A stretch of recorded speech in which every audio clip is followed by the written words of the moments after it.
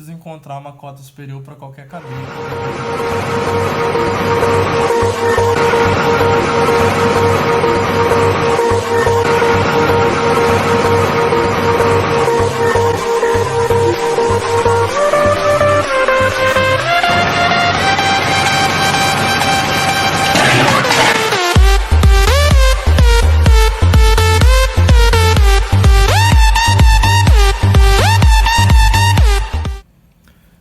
Pessoal, esse vídeo aqui eu tô gravando porque por causa de uma burrice que eu cometi, tá?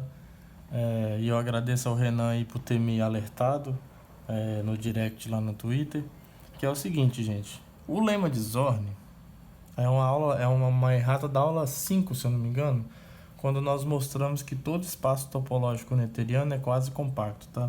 O lema de Zorn, eu usei ele de modo errado, o animal aqui. Tá? O enunciado do lema de Zorn é o seguinte. Eu não enunciei lá, vou enunciar ele aqui.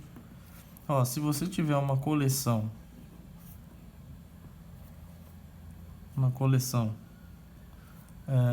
parcialmente ordenada,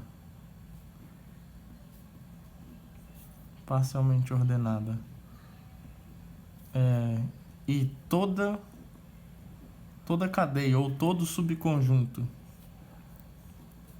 totalmente ordenado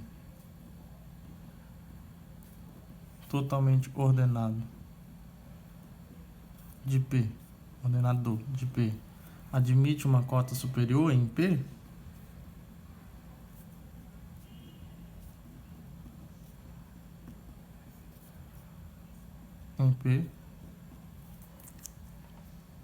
então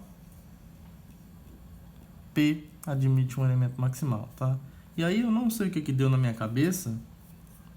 Então P admite um elemento maximal.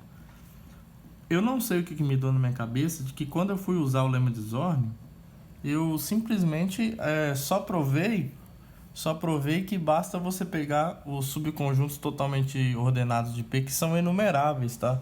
Mas isso não é verdade, tá bom? Esse resultado ele é falso. O Renan, quando me alertou para essa desatenção minha, que eu realmente não sei o que deu na minha cabeça de eu pegar uma coleção enumerável, porque a gente usa o lema de Zorn toda hora para provar que todo espaço vetorial tem base, para mostrar que todo anel não nulo tem pelo menos um ideal maximal, e sempre você precisa realmente pegar uma coleção totalmente ordenada. Ela não necessariamente precisa ser enumerável, tá? Vai saber o que deu na minha cabeça de fazer dessa forma. Talvez eu estava sob efeito de algum narcótico, eu não sei. Fica aí a dúvida, né? Mas o ponto é que a gente vai corrigir isso agora, tá bom? Eu vou demonstrar do jeito certo para vocês, tá? Dá para aproveitar bastante do que nós fizemos naquela demonstração. Digamos que a parte errada está quando a gente vai mostrar que aquela coleção que nós definimos, ela satisfaz as condições do lema de Zorn. Aquela parte que a gente precisa corrigir mesmo, tá bom? Então vamos corrigir esse negócio aqui para eu não induzir vocês ao erro, tá bom? Não sejam burros como eu sou. Então o teorema, ou não sei se eu chamei de teorema, proposição, agora tanto faz, né? É que se X é um espaço topológico,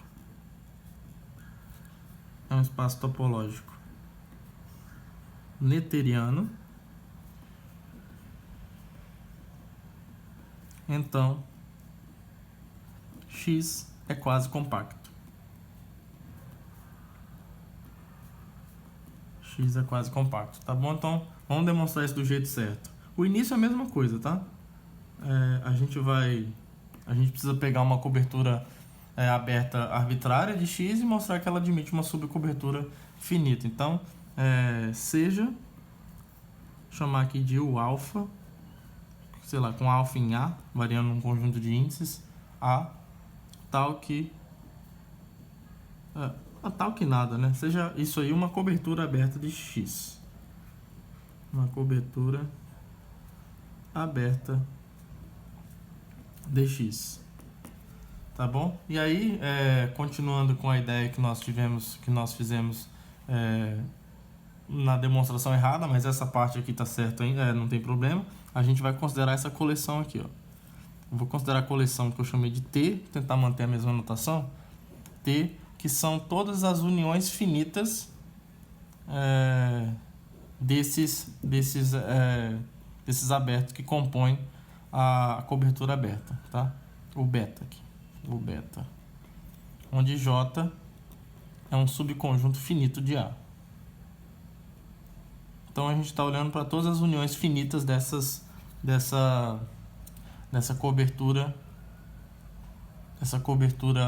de X, tá? Que é um espaço topológico noetheriano. Aí o que nós fizemos? Bom, a gente quer mostrar aqui que esse conjunto aqui, a nossa estratégia foi tentar aplicar o lema de Zorn nesse conjunto, nessa coleção, para mostrar que ele tem um elemento maximal com respeito à inclusão, tá? Obviamente a gente está considerando T aqui parcialmente ordenado com a inclusão. E aí que foi que eu cometi o equívoco, que é para mostrar que isso aqui satisfaz a condição do lema de Zorn, ó, eu preciso mostrar que todo subconjunto totalmente ordenado de T, aqui o P é o T, tá? Admite uma cota superior aqui, tá bom? Na demonstração que eu coloquei na aula, que está publicada, eu cometi o erro de pegar um subconjunto totalmente ordenado, mas que já fosse enumerável, tá bom? Isso não é o suficiente para aplicar o lema de Zorn. A gente tem que pegar uma coleção qualquer mesmo, tá? Então, para mostrar que isso aqui satisfaz o lema de Zorn, a gente vai pegar uma coleção arbitrária. Lá eu peguei um H-lambda com lambda pertencente aos naturais. Nada disso. Lambda aqui tem que pertencer a um conjunto de índice arbitrário. Esse L pode ser numerável, pode não ser numerável. A única coisa que eu sei é que isso daqui é um subconjunto totalmente ordenado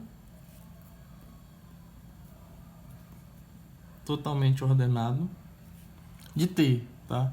Então, o que significa que essa coleção ela é totalmente ordenada? Com relação à inclusão, nesse caso, né? Quer dizer que se eu pegar dois elementos quaisquer aqui, o primeiro está contido no segundo, ou o segundo está contido no primeiro, tá bom? Por exemplo, os números, isso acontece, tá? Nos números reais, sei lá, naturais, inteiros, se você, com a ordem usual, toda vez que você pega dois números, essa ordem é total porque, além dela satisfazer as condições de ordem parcial, você sempre consegue comparar dois números. Ou um é menor ou igual ao outro, ou o outro é menor ou igual a 1, ao primeiro, tá?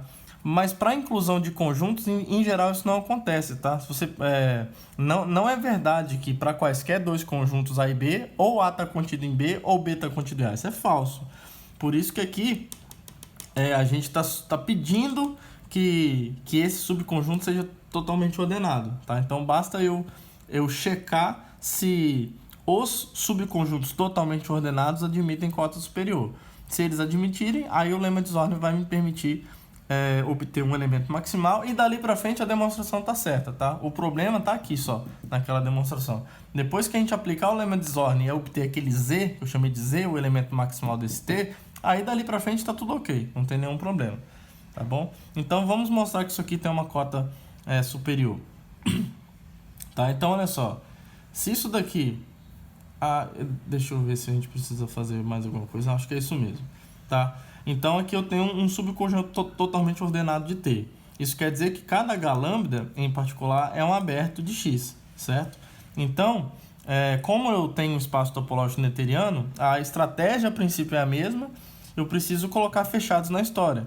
A diferença é que aqui a gente vai usar o outro critério de um espaço topológico ser noetheriano. Na demonstração incorreta, o fato de eu ter pegado uma coleção enumerável me induziu a usar a condição de que toda cadeia descendente de fechados ela é estacionária. Isso é verdade, continua sendo verdade. Ela só não vai ser aplicável aqui nesse caso, tá bom? Nesse caso aqui, para a gente usar de maneira mais simples a propriedade do espaço topológico ser noetheriano, a gente vai usar que toda coleção não vazia de fechados de X admite um elemento minimal, tá bom? Então, se aqui eu tenho abertos de X, já que esses caras, cada H-lambda pertence a T, então isso é um aberto de X, eu vou olhar para os complementares.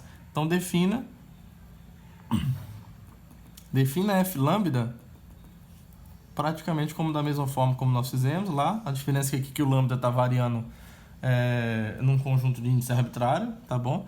Que é um fechado em X, tá? Já que H lambda é aberto. Uma vez que ele é um fechado em X, então como X é um espaço topológico neuteriano,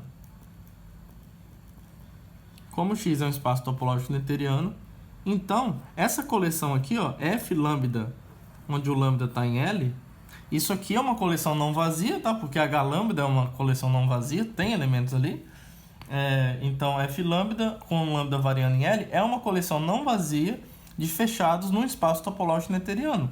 Então isso implica que ele admite um elemento minimal. Então isso aqui admite um elemento minimal. E já que esse elemento minimal pertence a esse conjunto aqui, essa coleção de fechados, ele é um deles, ele é um desses F lambda. Então eu vou destacar o índice que faz com que esse cara seja minimal, tá? Ele é algum F lambda, mas para não confundir lambda, que é a variável, com um lambda fixado, eu vou dar um outro nome. Então eu vou dizer que ele admite um elemento minimal que eu vou chamar de F gama, tá? Para algum gama em L. Esse gama então é alguém que existe, tá? O que F gama é um elemento minimal dessa coleção, tá? E aí eu afirmo para vocês que o H gama vai ser uma cota superior dessa coleção em P, tá? Nesse caso específico a gente consegue uma cota superior até no subconjunto totalmente ordenado. Isso é até raro na hora de a gente aplicar o lema de Zorn. Em geral, a cota superior que a gente consegue aqui quase nunca, entre aspas, está aqui mesmo, tá? Porque a gente usa muito união e tal, essas coisas. Mas nesse caso é até interessante, porque essa cota superior vai estar até nesse subconjunto que nós pegamos, tá? Então, uma afirmação intermediária que a gente precisa provar aqui, que a gente vai provar, é que o H lambda está contido no H gama para todo lambda em L. Se a gente mostrar isso aqui, acabou. Porque o H gama é um elemento daqui, portanto é um elemento de T, e com isso estaremos a demonstrar que... Eu falei a demonstrar, né? Meio uma homenagem ao professor Diogo e a galera lá de Portugal. Estaremos demonstrando que o H gama é uma cota superior dessa coleção, tá? Então, por que isso é verdade? Ó, de fato, dado um lambda em L qualquer, aqui que a gente vai usar esse subconjunto ser totalmente ordenado. Olha, dado o lambda em L, como o gama também está em L, então o H lambda e o H gama são subconjuntos são elementos desse subconjunto totalmente ordenado.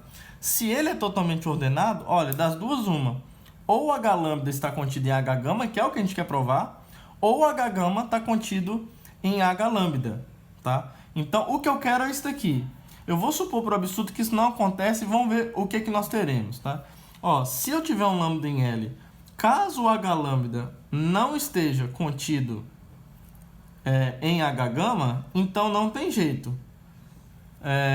Eu vou ter a outra inclusão porque esse subconjunto aqui é totalmente ordenado. Então, o H gama vai estar contido em H lambda, tá? Agora, se o H gama está contido em H lambda, é porque X menos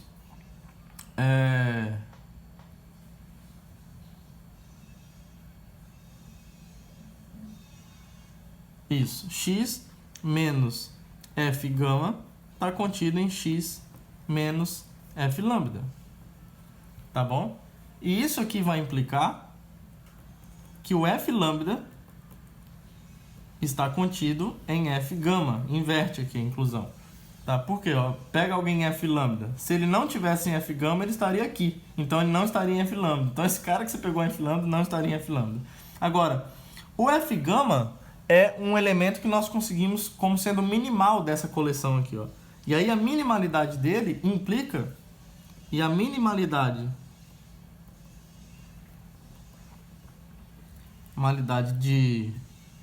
de F gama implica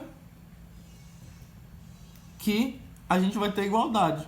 F lambda igual a F gama. Agora, se esses dois caras são iguais, olha só como é que isso é definido.